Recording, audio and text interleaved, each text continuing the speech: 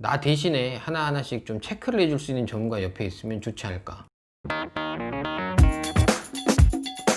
미래드림을 검색하시면 더 많은 영상을 보실 수 있습니다. 다음은 이제 고용인데 직원의 어떤 뽑으실 때 기준이 있으시잖아요. 일단 이력서를 쫙 보죠. 이쪽 일에 적합한가? 이력서만으로는 안 되면 이제 면담을 통해서 확인을 하게 되는데 처음에는 맞을 것 같았는데 직원이 마음에 안 드실 수도 있고 네. 반대로 직원도 회사가 마음에 안 들어서 나갈 수 있다고요. 퇴사시키는 것 자체가 힘들지 않습니까? 그렇죠. 노무 관련해서 이슈가 되면 부당해고 문제 화두가 되는데 마음에 안 들어. 아니면 뭐 일을 좀 못하는 것 같아. 이런 이유만으로 내보내면 부당해고가 되는데 부당해고 되면 상당한 이제 페널티가 있기 때문에 일을 못하는 것 같은데 자르는 게 부당해고면 어떻게 해야 되는 거야 이거? 규정이 있죠. 규정이 있는 거고 방법은 정규직이나 계약직이나 동일한 급여를 주시면서 업무 내용을 한 2달, 석 달 정도 지켜봐 보시면 네. 그 계약 기간을 통해 가지고 판단이 가능하잖아요. 계약직 같은 경우는 계약 기간이 정해져 있으니까 계약 만료로. 계약 만료로 인한 종료. 네. 근데 보통 석 달은 잘해. 음. 그 다음이 문제가 생기더라고요. 그렇게까지 가면은 뭐 또 연장을 하는 그게 거겠지만, 되나요? 가능은 하죠. 그게 핵심이네.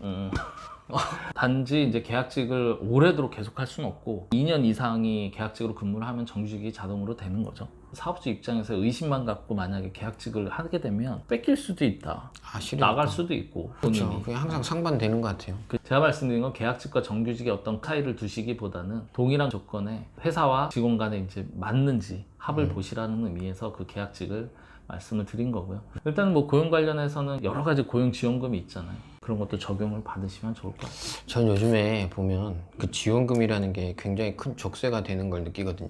이유는? 고용지원금을 받고 세액 공제 이런 걸 받아요. 그런 다음 이 사람이 나가게 되면 그걸 다시 환수, 좋지 않은 것들이 있기 때문에 받을 땐 좋았지만 환수를 당할 땐 또 돈이 없거든. 그리고 뭐 요건 중에는 뭐 예를 들어서 3명을 맞춰서 지원금을 받았는데 그렇죠. 1명이 나가면은 나머지 2은 줘야 되는 거 아니냐라고 따지지만 그건 안 된다. 그래서 다 일몰되는 경우도 있고 조건은 시작할 때부터 좀 잘 확인하셔야 될 것 같고요. 부당적인 방법을 하신 분들이 있다 보니까 그런 복잡한 그 제도가 있는 것 같아요. 계약직으로 하는 것도 지원금 받는 거는 똑같나요? 내용 중에 보면 계약직도 가능한 게 있고 안 되는 게 있어요.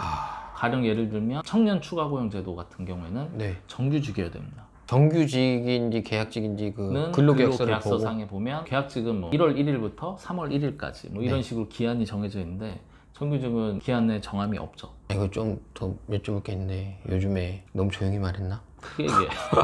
요즘에 여쭤볼 게 있는데 내일 채용 공제라는 게 있잖아요. 네. 내일 직원들이 참 좋아하는데 이거에 폐해가 너무 많은 것 같아요. 2년짜리 뭐 3년짜리 이런 게 있거든요. 그럼 2년 동안 회사 같이 부담을 해주면 2년이 지나면 직원은 2배의 돈을 타는 거예요. 그렇죠. 나라에서 또 내주니까. 네.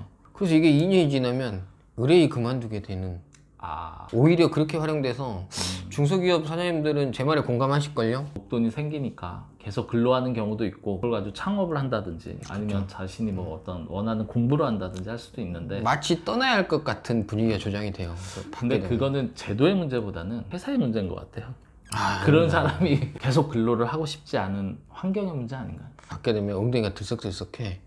그렇다고 해서 그걸 무한정 뭐 5년, 10년을 끌고 가는 건 무슨 노예계약처럼 되기 때문에 사실 2, 3년 정도면 인정해야 되지 않을까 싶습니다. 그리고 이제 그 창업을 하고 나면 창업 당시부터 미리 염두하고 준비해야 될 것들, 즉 한 1년, 2, 3년 뒤를 보고 닥칠 일이라면 준비해야 될 내용들이 있거든요. 세무적으로 추천하거나 알아셔야 될 게 있을까요? 세무적으로는 개인 사업자로 혹시 창업을 하셨다면 이익이 많이 나는 게 이제 한 1년 정도 지나면 보이잖아요. 추세가 보였을 때 언제 내가 법인으로 전환하는 시점을 잡을 것이냐, 이런 부분들에 대한 준비를 좀 하셔야 되는 것도 있고, 그리고 대표님만이 해주시는 뭐 세금이 많이 나온다, 근데 우리가 뭐 연구 인력들이 있다, 실질적으로 뭐 연구소 설립이라든가 전담부서 설립 이런 부분도 있을 거고, 그때는 이제 고용할 때부터 연구 그렇죠. 인력이 되는 요건이 해당 요건이 돼야죠. 되는 사람을 채용하는 게 네. 실익이 좀 있겠죠.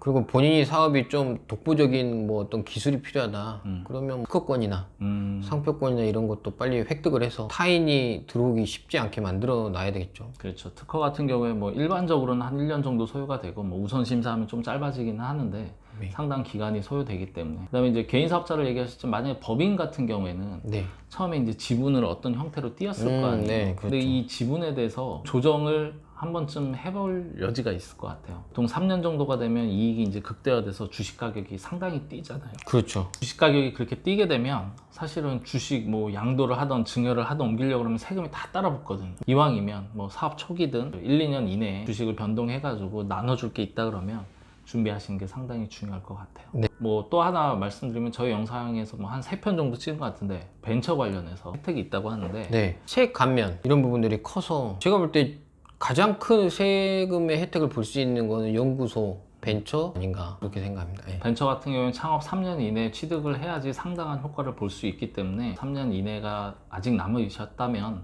예, 벤처를 준비하셔가지고 뭐 향후에 이제 사업장 매입할 때 여러 가지 혜택을 받으실 수 있으면 상당히 좋을 것 같습니다. 혹시 마지막으로 해주실 말씀 있으실까요? 구체적인 내용들은 전에 다 한 번씩 올렸던 내용들이기 때문에 네네. 잘 검색해서 찾으시면 될 것 같고 그러니까 창업을 준비하시고 실질적으로 사업을 운영하신다고 하면 애초에 주변의 전문가들을 잘 만나는 게 사실 중요하다고 저는 생각하거든요. 그때그때 필요한 사람을 찾아서 하는 것도 중요하지만 지금 저희가 말씀드렸던 게 다 한 줄기잖아요. 그렇죠. 그리고 모두 다 발생하는 일들이고 그렇기 때문에 이 부분에 대해서 나 대신에 하나하나씩 좀 체크를 해줄 수 있는 전문가 옆에 있으면 좋지 않을까. 그렇죠. 오늘 말씀드린 내용들이 한 사람이 하는 일이 아니고 여러 그렇죠. 전문가, 뭐 세무, 법무, 노무, 금융 이런 것들이 복합적으로 돼 있기 때문에 대표님이 특히 사업 초기에는 뭐 절세뿐만 아니라 전문가와 커뮤니케이션을 하시면서 향후 방향에 대해서도 고민하시고 컨설팅을 이용하시는 게 좋겠다 말씀드리고 싶습니다.